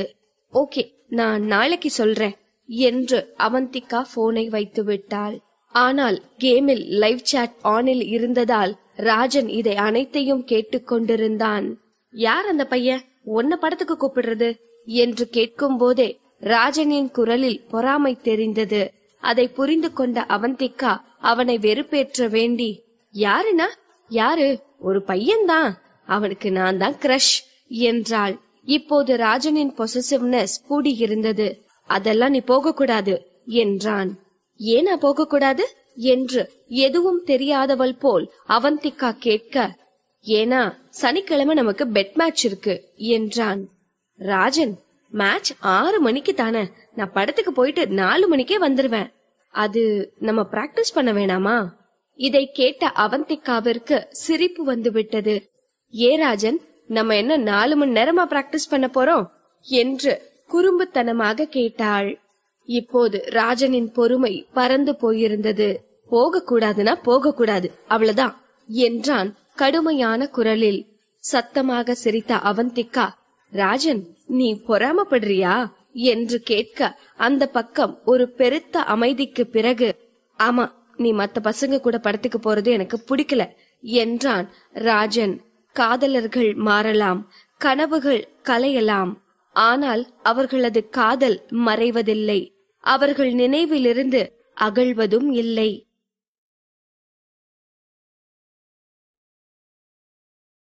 பாகம் 210. அரவிந்த் படம் பார்க்க செல்லலாம் என்று சொன்னதும் அவந்திகாவிற்கு ராஜனை பற்றி நினைவு வந்தது. மற்ற ஆண்களோடு அவந்திகா படம் பார்க்க போவது தனக்கு பிடிக்கவில்லை என்று ராஜன் சொன்ன பிறகு கூட அவந்திகா தன் முயற்சியை கைவிடவில்லை. பட் எனக்கு போகணும்னு ஆசையா இருக்கே ராஜன், நான் இதுவரை எந்த ஃப்ரெண்ட்ஸோடையும் படம் பார்க்க போனதில்ல என்று ஏக்கமாக சொன்னாள். இப்ப போக வேணாம், ஃபியூச்சர்ல நான் உன்னை கூட்டிட்டு போறேன். அப்போது இந்த வார்த்தைகளை கேட்டதும் அவந்திகாவிற்கு சந்தோஷமாக இருந்தது.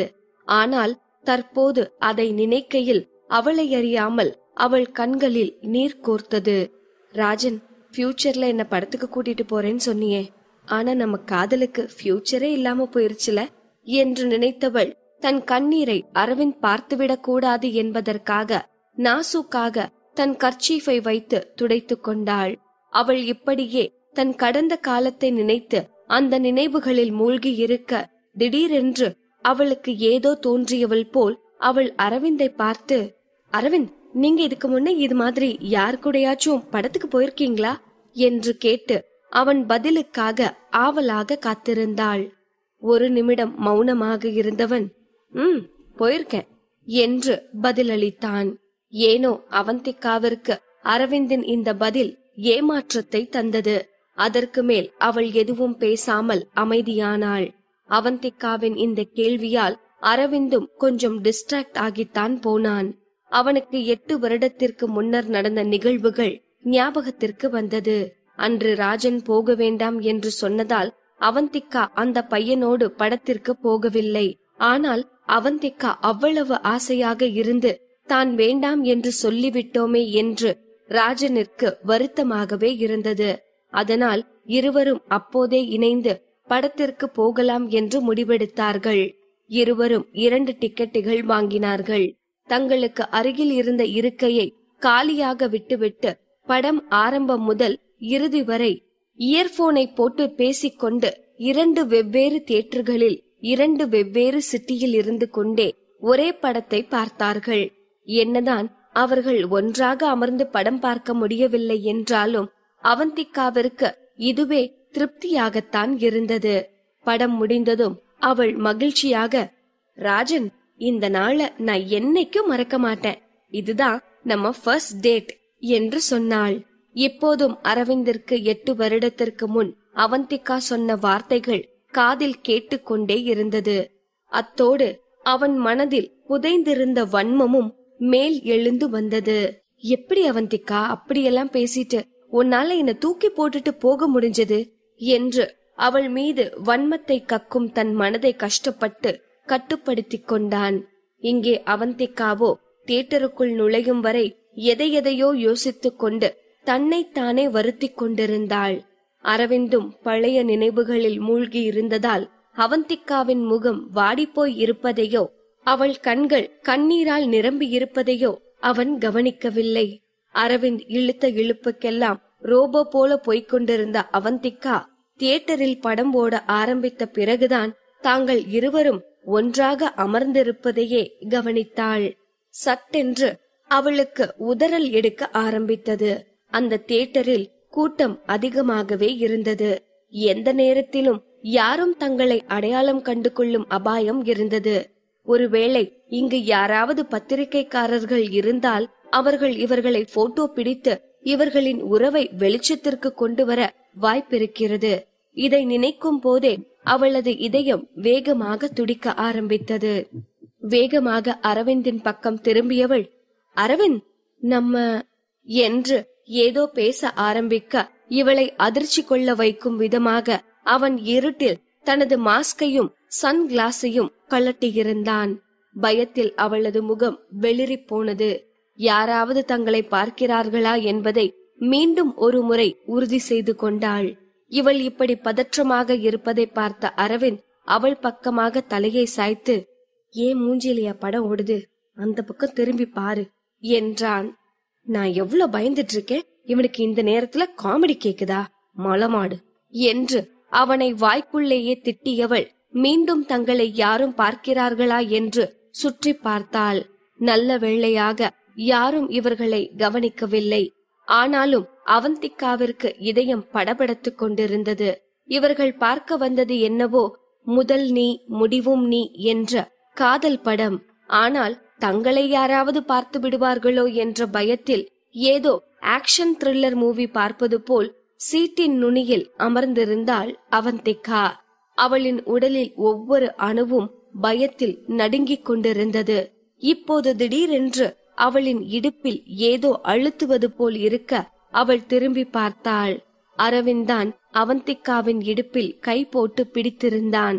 அவளை அப்படியே பின்னே இழுத்தவன் அவளது காதருகே குனிந்து, நீ ஒன்னும் பதறாத, எல்லாம் சேஃப் தான் என்றான் ஹஸ்கி வாய்ஸில். அவன் மூச்சு காற்று அவளது காது மடல்களில் உரச அவன் ஹஸ்கி வாய்ஸில் பேசியது அவந்திகாவை கொஞ்சம் கிறங்க வைத்தது. அத்தோடு அவன் சொன்ன வார்த்தைகளும் இவளை அவன் பிடித்திருந்த பிடியும் அவந்திகாவிற்கு ஒருவித பாதுகாப்பு உணர்வை கொடுத்தது. அப்போதுதான் அரவிந்தை உற்று கவனித்தாள். ஸ்கிரீனில் இருந்து வரும் ஒளி அவன் முகத்தில் பட்டு அந்த இருளிலும் அவனை தனியாக காட்டிக் கொண்டிருந்தது. அவளுக்கு ஏனோ தன் மனதிற்கு மிகவும் நெருக்கமான ஒருவனோடு அமர்ந்திருப்பது போல் தோன்றியது. இது என்ன மாதிரியான உணர்வு என்றே அவளால் புரிந்து கொள்ள முடியவில்லை. அவள் அவளது role model super star Arvind ராஜோடு அமர்ந்து படம் பார்த்து கொண்டிருக்கிறாள். அதிலும் இப்போது அவன் அவளது கணவன். அப்படி இருக்கையில் தனக்கு நெருக்கமானவரோடுதானே அமர்ந்திருக்கிறாள். இதில் சிந்திக்க என்ன இருக்கிறது என்று அவள் நினைத்தாலும் இதையெல்லாம் தாண்டி அவள் உள்ளத்தின் அடி ஆழத்தில் ஒரு உணர்வு இவன்தான் ராஜன் என்று சொல்லிக் கொண்டிருந்தது.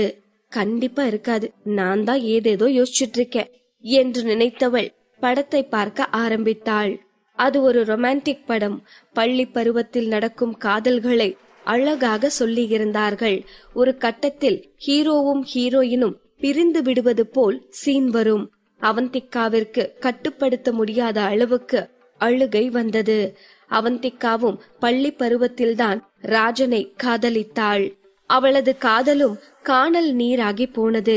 ஏதோ படத்தை பார்த்தவளுக்கு அவளது வாழ்க்கையையும் அத்தோடு தொடர்பு படுத்தி மனம் வலித்தது.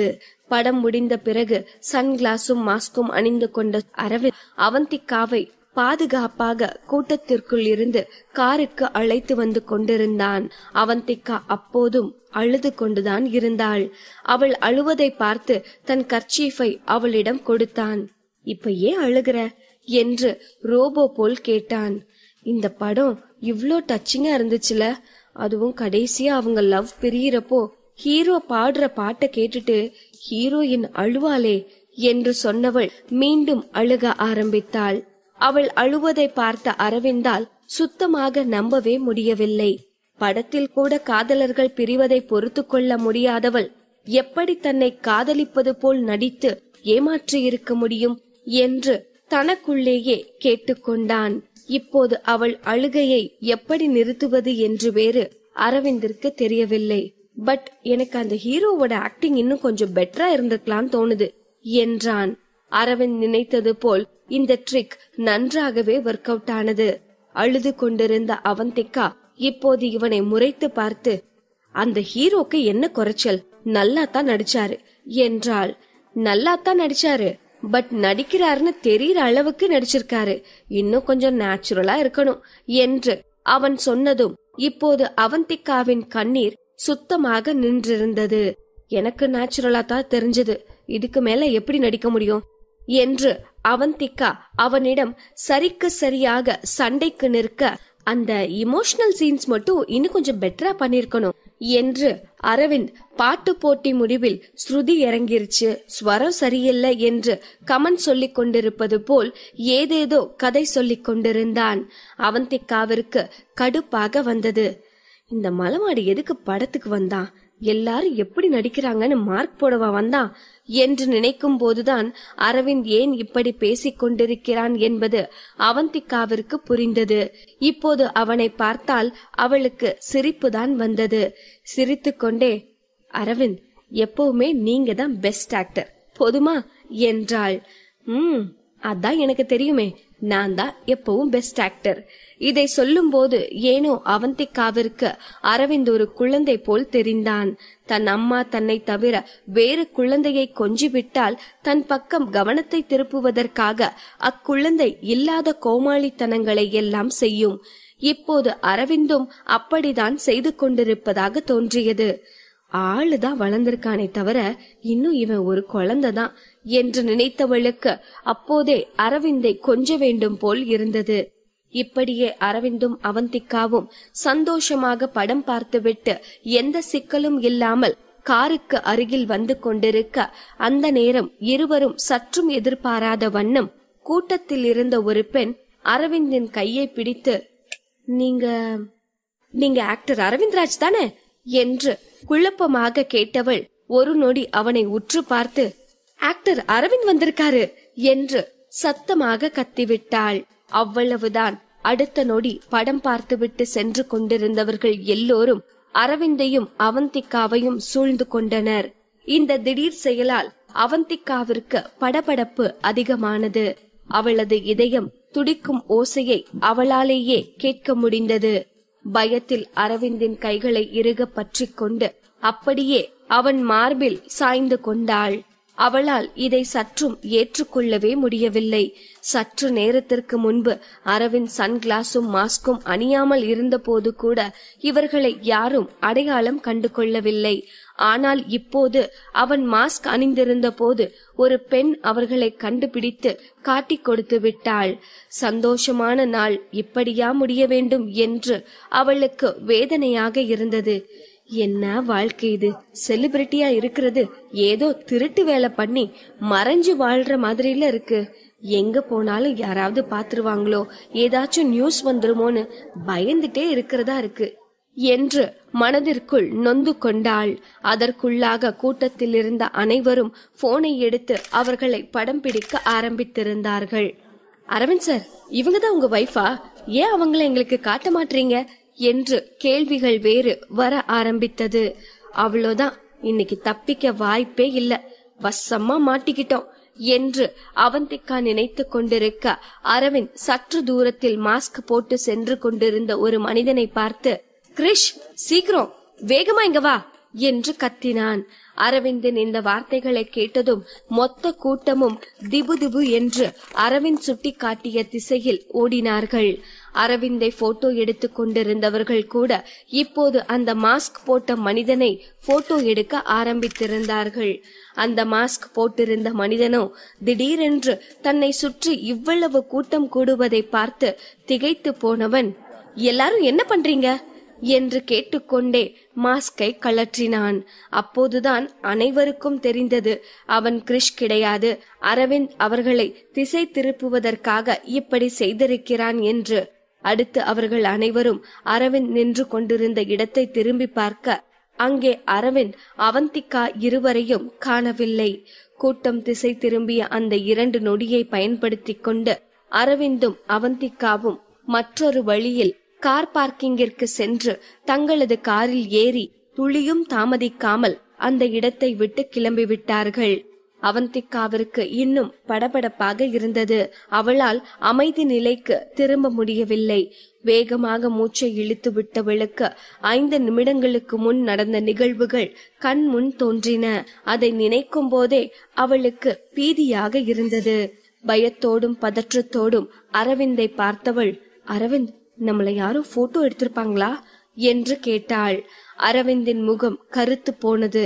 அவனுக்கு இதுபோல் பொது இடங்களில் ஃபேன்ஸ்களால் சூழப்படுவது நார்மலான விஷயம்தான் என்றாலும் சற்று நேரத்திற்கு முன் அவந்திகாவும் அவனோடு இருந்ததால் அவனும் கொஞ்சம் கலவரமடைந்திருந்தான். இல்ல, போட்டோ எடுத்திருப்பாங்கன்னு எனக்கு தோணல. அப்படியே போட்டோ எடுத்திருந்தாலும் அது கிளியரா இருக்காது என்று உறுதியாக சொன்னான். என்னதான் அவந்திகாவை சமாதானப்படுத்த அவன் அப்படி சொன்னாலும் இது முழுக்க முழுக்க அரவிந்தின் கேர்லெஸ்ஸால் வந்த வினைதான். படம் பார்ப்பதற்கு முன்பும் படம் பார்த்து கொண்டிருக்கும் போதும் யாரும் தன்னை அடையாளம் கண்டு கொள்ள முடியாதபடி எச்சரிக்கையாகத்தான் இருந்தான். ஆனால் படம் முடிந்து அவந்திகா அழுவதை பார்த்தவனுக்கு அவளை சமாதானப்படுத்துவதை தவிர வேறு எதுவும் முக்கியமாக தோன்றவில்லை. அவந்திகாவை சமாதானப்படுத்துவதற்காக அவன் பேசிக்கொண்டே வந்ததால் அவனது வாய்ஸை வைத்துத்தான் அவனை அடையாளம் கண்டிருக்கிறார்கள் என்பது அவனுக்கு புரிந்தது. ஆனால் என்ன, அதற்குள் டூ லேட் ஆகிவிட்டது. அனைவரும் இவர்கள் இருவரையும் பார்த்து விட்டார்கள். சந்தோஷமாக ஆரம்பித்த அவர்களது மூவி டேட் இப்படி கலவரமாக முடிந்தது அரவிந்திற்கு கவலையாக இருந்தது. அவந்திகாவின் பதற்றமான முகத்தை பார்த்தவன் அவளது கைகளை பிடித்து கொண்டு, அவந்திகா, வரி பண்ணாத, ஒன்னும் இல்ல என்றான். மீண்டும் நன்றாக மூச்சை இழுத்துவிட்டு இயல்பு நிலைக்கு திரும்ப முயற்சித்தவள் அரவிந்திற்கு எந்த பதிலும் சொல்லாமல் தலையை மட்டும் ஆட்டினாள். அத்தோடு வீட்டிற்கு வரும் வரை ஃபேஸ்புக், ட்விட்டர் என்று சோசியல் மீடியாவில் அரவிந்த் குறித்த நியூஸ் எதுவும் வந்திருக்கிறதா என்று தேடிக்கொண்டே வந்தாள்.